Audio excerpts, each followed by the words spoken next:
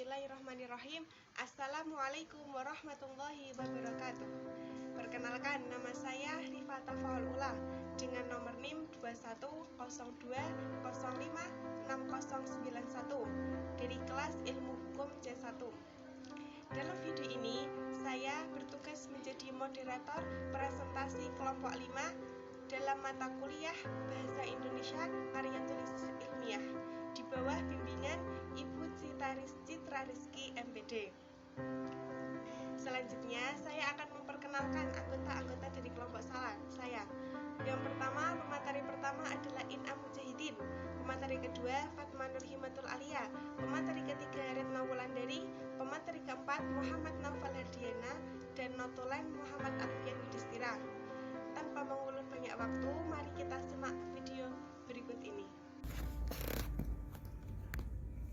Baik, saya akan melakukan presentasi. Nama In'am Mujahidin, NIM 21020561116. Saya akan menjelaskan fungsi penggunaan bahasa baku bagi lingkungan akademis. Fungsi bahasa baku bagi lingkungan akademis adalah untuk menghubungkan semua penutur kata dari berbagai macam bahasa daerah yang berbeda-beda. Bahasa baku memiliki 3 ciri, yakni 1. Kemantapan dinamis. Kemantapan dinamis yakni kaidah-kaidah yang tidak dapat berubah setiap saat dan kaidahnya harus konsisten. 2. Kecendekiaan. Kecendekiaan yakni perwujudan dalam kalimat, paragraf, dan satuan bahasa lain yang lebih besar pengungkapan, penalaran atau pemikiran yang terlalu logis dan masuk akal. 3. Keseragaman. Keseragaman yakni bahasa baku yang beranggapan adanya keseragaman kaidah tetapi bukan keseragaman bahasa. Fungsi-fungsi bahasa baku. 1. Fungsi bahasa baku dalam bahasa Indonesia dibedakan menjadi 3 fungsi. Dibedakan menjadi 4 fungsi. 1. Fungsi pemersatu, yakni sebagai sarana yang dapat mempersatukan semua penutur dari berbagai dialek bahasa menjadi satu masyarakat bahasa dan meningkatkan identitas penutur, orang atau seseorang dengan seluruh masyarakat itu. 2. Fungsi pemberi kekasan. Fungsi pemberi kekasan adalah pembakuan kata dalam bahasa yang dapat menjadi pembeda dengan masyarakat pemakaian bahasa lainnya, yakni dapat membedakan bahasa itu dengan bahasa lain, memperkuat perasaan kepribadian masyarakat yang bersangkutan. 3. Fungsi pembawa kewibawaan. Fungsi pembawa kewibawaan yakni berkaitan dengan usaha orang mencapai kederajatan dengan peradaban lain yang dikagumi melalui bahasa baku sendiri. 4. Fungsi kerangka acuan. Fungsi kerangka acuan menjadi kata baku. Fungsi kerangka acuan menjadi patokan benar atau tidaknya pemakaian bahasa seorang atau kelompok, yakni dengan adanya norma atau kaidah yang jelas menjadi tolak ukur bagi benar atau tidaknya pemakaian bahasa orang atau golongan, sehingga bila terjadi penyimpangan dapat dinilai. Perkenalkan, nama saya Fatma Nurhimatul Alia, NIM 21020561113. Di sini saya akan menjelaskan tentang sifat bahasa baku dalam lingkungan akademis. Jadi, ragam bahasa baku memiliki sifat kecendekian yang memiliki perbedaan hubungan antara pembicara, yakni ragam bahasa undang-undang, ragam bahasa ilmiah, ragam bahasa sastra, ragam bahasa jurnalistik, dan ragam bahasa sehari-hari. Dalam media pembicaraan, ragam dibedakan menjadi ragam tulis, seperti halnya ragam bahasa teknis dan ragam bahasa surat. Lalu ada pula ragam lisan, seperti ragam bahasa pidato dan ragam bahasa panggung. Dalam ragam bahasa menurut antar pembicara, ragam dibedakan menjadi 5. Dalam konteks akademis, ragam bahasa antar bicara sering menuntut pemakaian ragam bahasa baku yang mencerminkan lisan dalam situasi berikut ini. Yang pertama, komunikasi resmi. Yang kedua, wacana teknis. Yang ketiga, pembicaraan di depan umum. Dan yang terakhir, pembicaraan dengan orang yang dihormati. Sifat kecendekian dalam pemilihan kalimat, paragraf, dan satuan bahasa yang digunakan untuk mengungkapkan penalaran atau pemikiran yang logis dan masuk akal.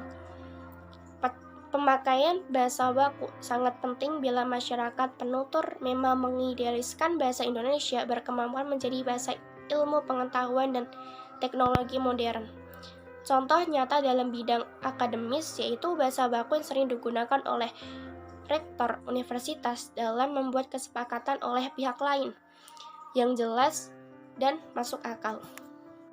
Assalamualaikum warahmatullahi wabarakatuh. Saya Retno Wulandari dengan NIM 21020566086 akan menjelaskan ciri-ciri bahasa baku.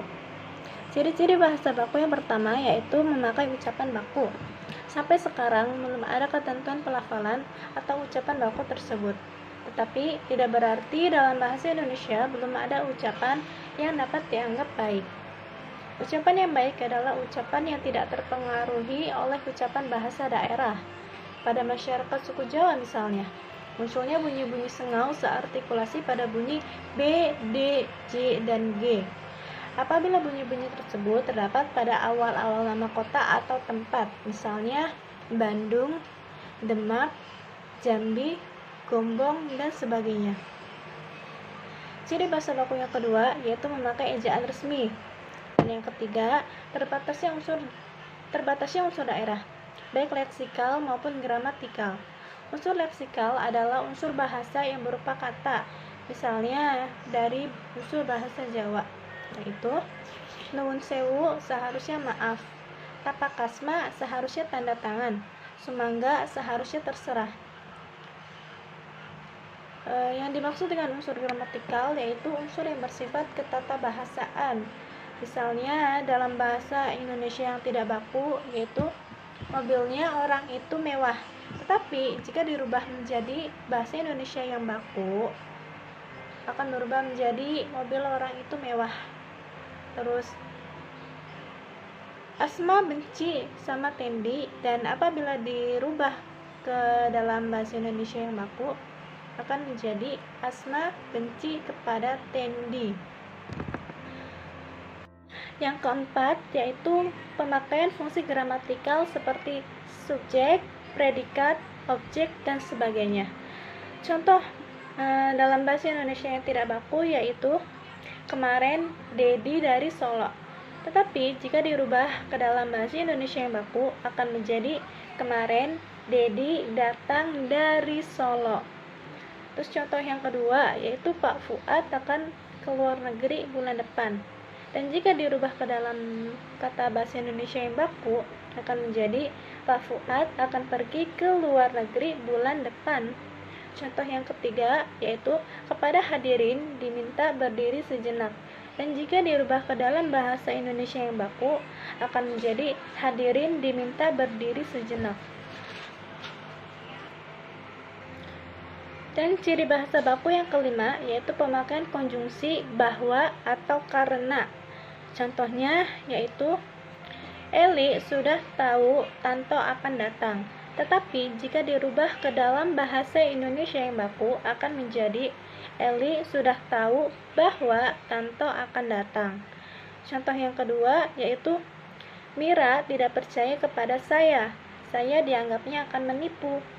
Tetapi jika dirubah ke dalam bahasa Indonesia yang baku akan menjadi Mira tidak percaya kepada saya karena dianggapnya saya akan menipu. Ciri bahasa baku yang keenam yaitu pemakaian awalan me atau ber. Contohnya yaitu Maman sekarang kerja di Pertamina. Tetapi jika dirubah ke dalam bahasa Indonesia yang baku akan menjadi Maman sekarang bekerja di Pertamina. Contoh yang kedua yaitu sudah lama Tono tidak dapat jalan.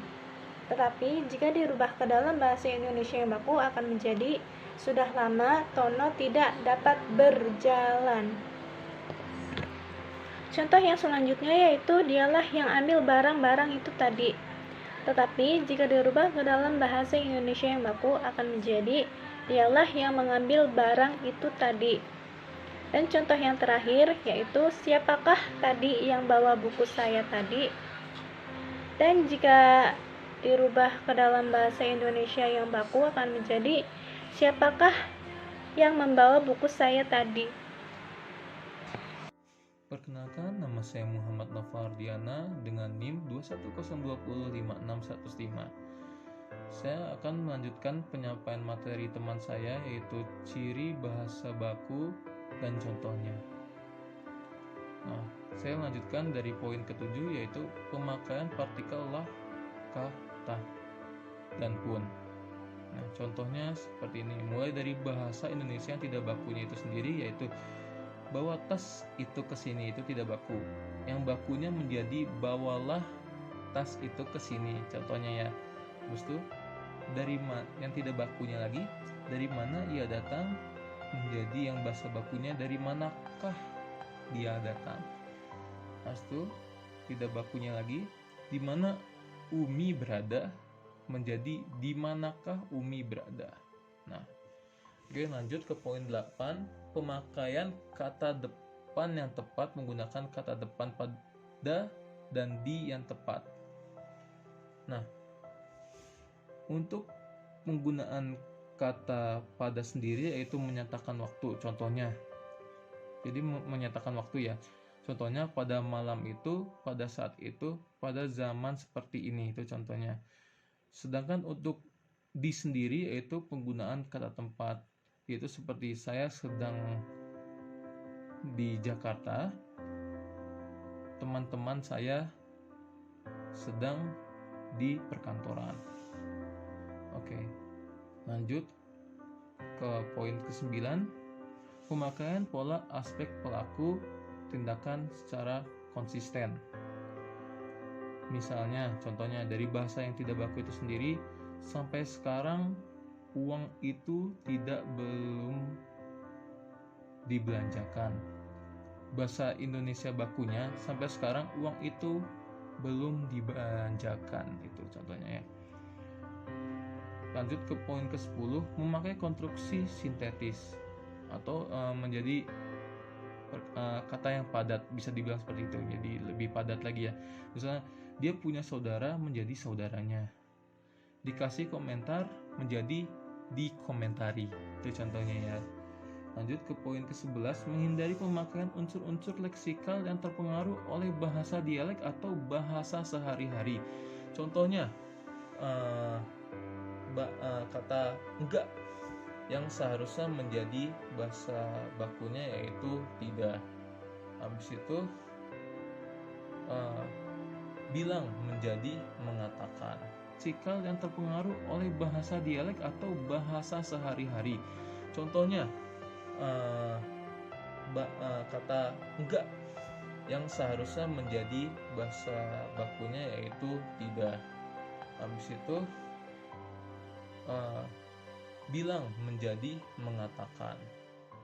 Oke, lanjut ke poin 12, yaitu menghindari pemakaian bentuk-bentuk mubazir atau bersinonim. Contohnya, banyak orang-orang itu bersifat mubazir ya, tentunya yang harus dihilangkan salah satunya. Untuk banyak sendiri yaitu udah banyak, untuk orang-orang sendiri itu sebenarnya sudah banyak, jadi harus dipilih salah satu di antara itu tersebut. Nah, sekian dari penyampaian materi saya. Selanjutnya saya. Assalamualaikum warahmatullahi wabarakatuh. Nama saya Muhammad Alfian Yudhistira Chandra Rudin, NIM 21020560085. Saya Muhammad Alfian bertugas menjadi notulen dari kelompok 5.